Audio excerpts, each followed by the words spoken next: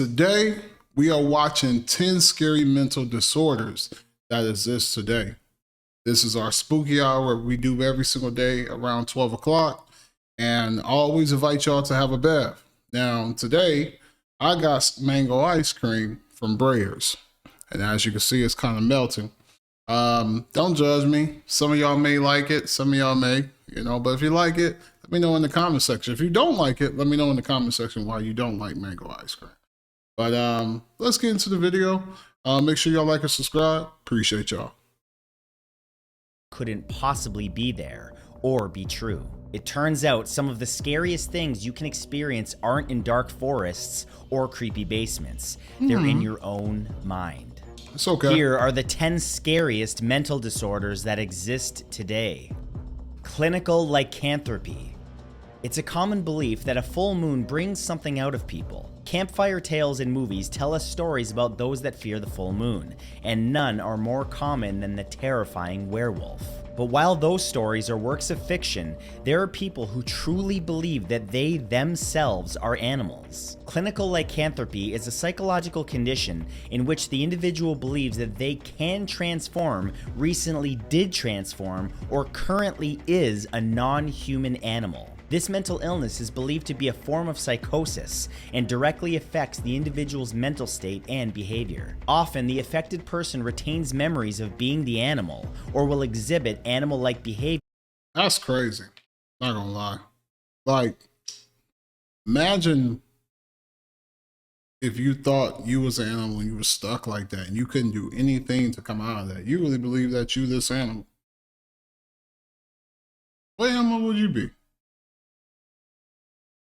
Such as growling, howling, or even moving around on all fours like the creature that they believe themselves to be. And though many feel that their transformations are into a wolf, wolves aren't the only animals that have been described. Non-canine animals such as cats, birds, horses, frogs, and even bees exist. Paris syndrome.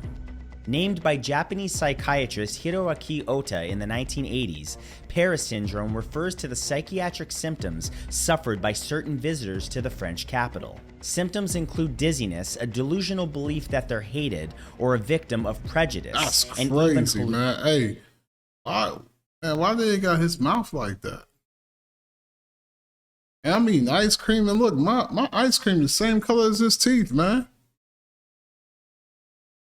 Like, that made me not, I ain't gonna lie, that kind of made me not even want this, man. Like, I can't turn my head. A truly debilitating condition, Paris syndrome has been most commonly seen in Japanese tourists visiting Paris, though it's also been found to affect people from South Korea and China. It's believed that this illness may exist because of the idealized version of Paris that exists in Japanese and other Asian cultures, possibly due to the media and advertising which draws tourists to Paris with certain expectations that the city cannot live up to. When people arrive believing that they'll find a dreamlike town with beautiful people who speak their language with a cute French accent and find something less, they experience a form of culture shock that can have them questioning not only their beliefs, but quite literally their own existence. Alice in Wonderland syndrome. While Alice in Wonderland, the story, is a beloved children's novel that has, incredibly, never been out of print since its release in 1865, Alice in Wonderland syndrome is much less lovable and much more disturbing. Also known as Todd syndrome or dysmetrosia, this psychological condition causes a person's perceptions to appear distorted. Objects can appear closer or much farther away than they actually are, as if the affected individual is growing or shrinking in size. They can also experience feelings of their physical self growing or shrinking, which, when accompanied by hallucinations, can be a truly frightening ordeal. The actual cause of Alice in Wonderland syndrome is still unknown, but it's been known to occur alongside migraines, head trauma, and viral encephalitis. I ain't gonna lie, that's nuts, man. Imagine having that. You think you're growing tall, and you're not. Think you're shrinking. Like, there's like some real mental disorders that happens with human beings, man, that a lot of people are suffering from. And while it's been documented in both adults and youth, it's more common in children. Still, no matter how old, this is one rabbit hole you definitely don't want to go down. Kagra delusion. What would you do if the person closest to you was replaced by someone or something else? Imagine trying to explain to others that this person who you know and love is actually an imposter and not have a single soul believe you. Well, that's what it's like for those unfortunate enough to suffer from Kagra delusion. It's a condition in which the individual believes that one or more people around them is a duplicate and not truly themselves. Though it's believed that Kagra delusion may be caused by brain damage, specifically to the frontal lobe, the scientific community can't agree on exactly why it occurs. Furthermore, there's actually no established way to effectively diagnose this ailment, as often the individual doesn't even know that they're ill. It's common that subjects are brought to get help by a family member or friend who's become concerned after hearing that they or someone else close to the person aren't really them. That would, man, imagine you thinking your spouse or whoever, your family member, is somebody else and they're not it. Maybe sometimes it can be true because they do talk about clones. Maybe he is a clone. Maybe they're trying to trick us that it is a disorder, or maybe it is. It's a tough one. Dissociative identity disorder. More commonly known as multiple personality disorder or split personality disorder, DID is a condition that's seen both a fair amount of coverage in fictional media and a history of extreme controversy. This is a psychological condition in which the subject seemingly possesses two or more distinct personalities, often with no idea that the other personalities exist. Instead, they experience lost time or blackouts, requiring those around them to find out what they said and did during that time. While some experts feel DID is caused by extreme trauma or even multiple traumas experienced by the subject, others feel it's actually a result of therapeutic practices such as hypnosis, manipulating a malleable mind into splitting key characteristics of the individual into separate entities. Sadly, for someone with DID, the lost time or actions taken that weren't their own can become too much, as this condition often leads them to taking their own life. Body integrity dysphoria. When we encounter someone with a disability, think about how many people that have this and don't get diagnosed, and they end up not getting the proper care or getting the proper help, and they end up doing that, taking their life. Man, it just shows that you never know what a person go through. Sometimes a person can really be battling and handling with demons, seriously. many people feel sorry for them and hope that they never have to experience the world the way that they do. However, there are a rare few who feel quite the opposite. There are some people that have a psychological condition called body integrity dysphoria. This is a desire for some type of disability, either a sensory disability such as being blind or deaf, or a physical disability, which can include an intense need to become paralyzed or even amputate a limb. People with BID are in a constant state of discomfort, being able-bodied, and often act as if they're missing a limb or require a wheelchair when neither are actually true. Usually manifesting in younger individuals between 8 and 12 years old, body integrity dysphoria often leads to traumatic scars, severe disfigurement, or body modifications, and even tragically loss of a person's life. Depersonalization disorder.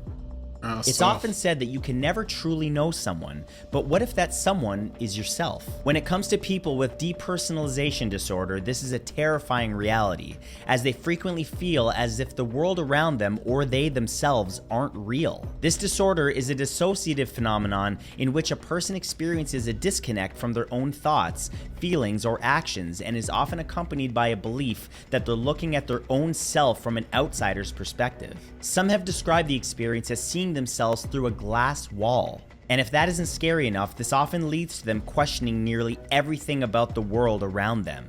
Depersonalization can manifest as a temporary condition as a symptom of trauma, or a chronic condition that the sufferer may never rid themselves of. Sadly, there is no universally accepted treatment for this alarming condition, and some spend their entire lives not themselves. Auto-cannibalism. I think a lot of people have that. There's a lot a lot of people that be faking, man. It's a lot of people that don't never be themselves, but they try to be other people, you know?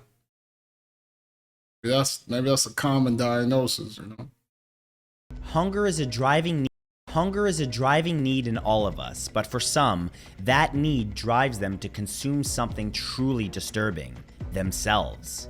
Often linked to depression or anxiety disorders, autocannibalism is a mental disorder in which the individual consumes flesh or other pieces of themselves. Less severe cases involve the consumption of things like scabs, boogers, hair, and nails, while more Bro, you can't just slide that in. Like, you can't just slide that in. You can't just say scabs, skin, and boogers. Like, he threw that at me like that was just cool. That was okay. That's crazy. What? Severe cases can include eating one's own limbs, such as a hand or foot or pieces of their own flesh. Some even practice auto-vampirism, which includes drinking their own blood. Autocannibalism can bring with it various symptoms including scarring, infection, nausea, or even nerve damage. While certain therapies and medications can help quell the urges to eat oneself, the trauma that can be left behind can be enough to take away anyone's appetite. Alien hand syndrome. Imagine what it would be like to completely lose control of part of yourself. You're just going about your life one minute, and the next your hand is no longer yours, as it moves around, grabbing things by itself or even turning violent. This is what it's like for those who suffer from the aptly named alien hand syndrome. Discovered in 1908, alien hand syndrome is a rare condition in which the individual's mind no longer has direct control over one's own hand. This limb still acts as a working hand, reaching, gripping, or even manipulating objects, but often the person it's attached to has no idea what they're doing until they're told or the hand does something noticeable. It's believed that this syndrome... All I could think of when you say like hands, like how they showing them, I think of the Addams Family. You know what I mean? Like how the hand just goes everywhere, is uncontrolled. I don't know how your hand controls you. Like literally when I move, I'm doing this, but I guess there's something in the brain that is not connecting them to believe that they're in control of their own body. Crazy world. becomes present when the individual experiences brain damage which affects the frontal lobe or the corpus callosum area of the brain. Often caused by tumors, strokes, aneurysms, or other neurological ailments, this damage disrupts movement and control. However, there are some other cases in which the exact cause of AHS is unknown. Cotard's delusion. For hundreds of years, zombies have frightened people around the world, and it's easy to see why. One bite and you're doomed to be the walking undead. And while this notion is normally seen as a work of fiction, there's a truly unsettling psychological condition that brings the terrifying fiction to life. Also known as Cotard's syndrome, this extremely rare disorder results in the individual believing that they are dead, don't exist, or have lost their blood or internal organs, or are even in a state of decay. Discovered in 1880 by French neurologist and psychiatrist Jules Cotard, who described it as a delirium of negation, this illness presents with varying severity and is even capable of making the person suffering from it believe that they are undead or even immortal. Certain medications have proven successful in treating this disorder. However, the condition often brings the subject to commit acts of self-harm or even unalive themselves. But that's all for this time. If you guys enjoyed this video, please... That's some crazy mental disorders. I thought crazy was, man, you just, you go outside, without no clothes on, or you get into a fight with 10 people that you know that you can't win, or something just crazy like that. But I never imagined that there's a whole nother scale of crazy. And we learned 10 of them today. So look, appreciate y'all watching, man. I'm King Jordan.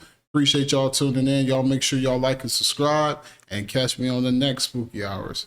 Make sure you bring your bev. Appreciate y'all. Peace.